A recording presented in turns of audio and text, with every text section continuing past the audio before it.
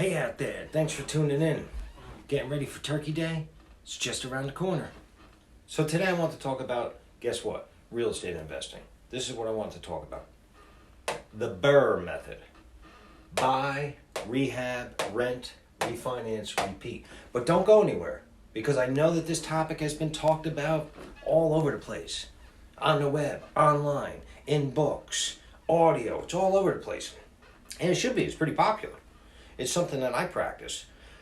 I'm not going to go over the whole thing. If you guys want to check this out, the BRRRR method was probably, I think I'm giving credit where it's supposed to be given, to Brandon that created biggerpockets.com, which if you've never been on there, check it out. Awesome website.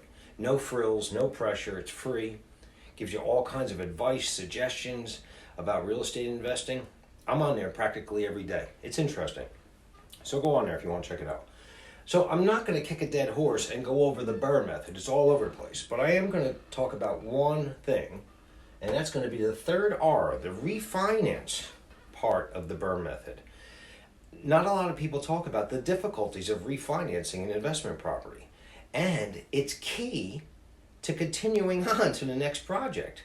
If you're going to practice this and you want to be a landlord and you want investment properties, you want to build a portfolio, then refinancing is key. Buying, yes, buying is absolutely important. It's where you're going to really make your money, is when you buy, not when you sell. So you got to buy right.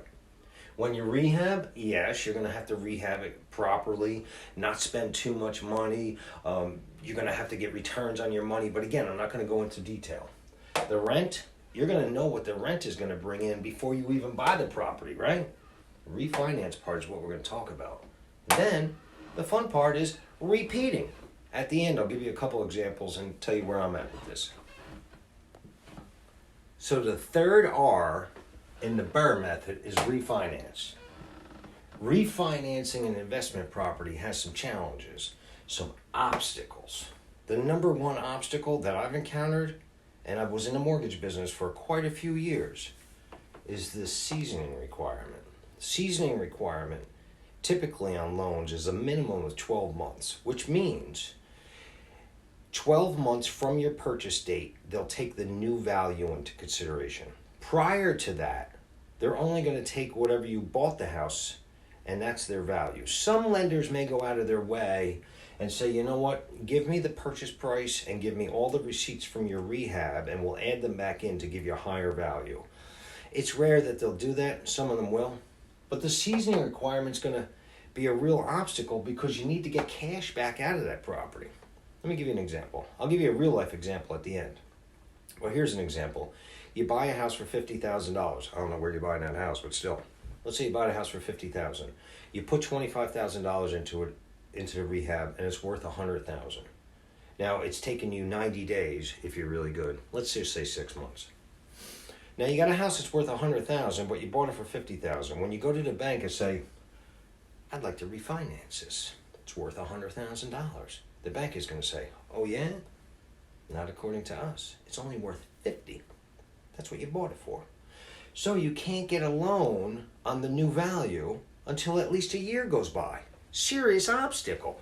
Not a lot of people talk about that when they're talking about BRRRR. So the seasoning, getting cash out, is imperative for you to move on to another project.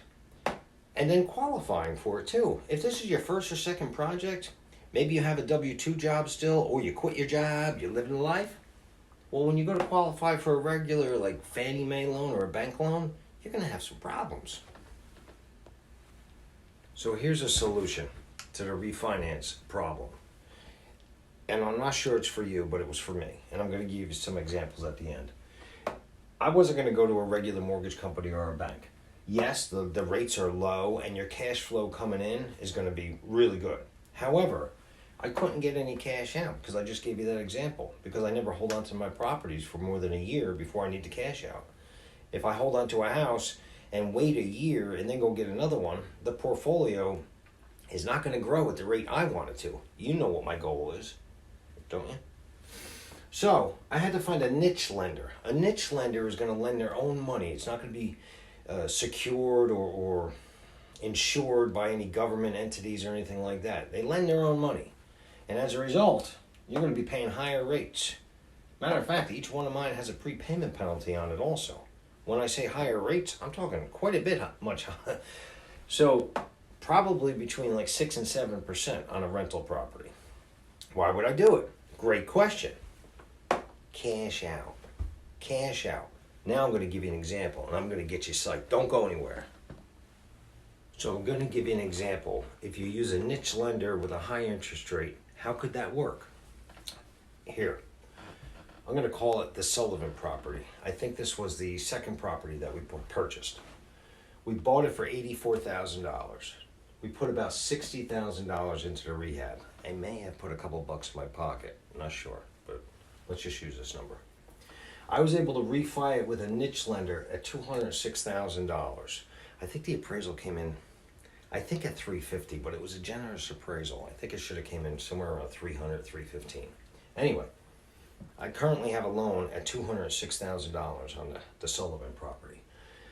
I put $62,000 cash in my pocket from the refinance, and I left over $100,000 in equity. This is a home run deal. This is why I'm doing these videos. This is why I get psyched. Home run deal. I almost left a bad example off, so I want to come back to it. So here's a bad example. This is why I'm making this video, because people forget that the refinance part is so tricky. And this way they'll just go out and they'll sell the property instead of holding on to it. And when you sell the property and you don't hold it for 12 months, you know what happens from previous videos. Big tax consequences. Up to 35% of your profit. So here's a bad example. Let's say you got $50,000 to invest, right? $50,000 to invest, but you want to be a land baron. You want to have a portfolio, and you want to hold the properties, right? So you purchase a property for $200,000. It's a $50,000 rehab on the house, right? And it's worth $350,000. It's not a bad deal. There's a $100,000 profit margin there, right? It's not chump change. However, you go to your banker and you say, hey, listen, and this is 4 months later after you rehab it, because this was just a modest rehab. I got a house that's worth $350,000. I want to refinance it, and I want a better rate, and I want cash out, and I want it tomorrow. And then the banker says, oh, well, let me just take a look at this real fast. Well, if it's worth $350,000, how long have you had it? 4 months. I think I was in the middle of my imitation of a banker saying, oh no. But then he was going to come back and say, but I'm going to do you a favor. I'm going to give you the value of $200,000, and if you show me every receipt that you have that adds up to $50,000, I'll give you the value at $250,000. And then they'll lend off of that, which would be bad. You'd have so much money out of pocket. Let's say he takes a $350,000 value and gives you 70% of it, let's say, which is going to be probably... Anyway, to make a long story short, if you go this route, at the end of the day, if you get a new loan of $245,000 and you already had $250,000 in there, you're leaving with zero money to repeat. No money to repeat. I want to give you a real life example of mixing it up. What do I mean by mixing it up? Refinancing is a challenge, especially when you get into it in the beginning.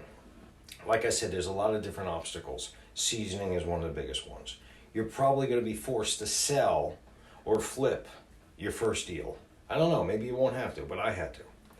And then you got to mix it up. So what do I mean by mix it up? I'm going to give you 3 years what we've done. We currently hold 4 properties. They're worth $1.16 million. We owe $760,000. We got about $400,000 in equity. That's not chump change going towards retirement. It's awesome. During that time, I cashed out each property to have some income coming in, and also replenish my bank account so that I could keep on going out and doing this again and again. I sold 2 of them. This is where the mix-up part comes in. Sold 2 of them in order to get cash coming in. Again, income, build up the bank account, so this way we can do more than one property at a time. Right now we have 1 on the market, which is selling, and we have 1 project that we're just starting. I could have never been able to do this if all I would have done was just keep on flipping the houses, or if I kept them as all rentals. So, when you're doing the BRRRR method and you get to the 3rd R, refinance, just remember, there's a lot of obstacles. You might have to mix it up. You might have to go to a niche lender. But if you have any questions, just reach out.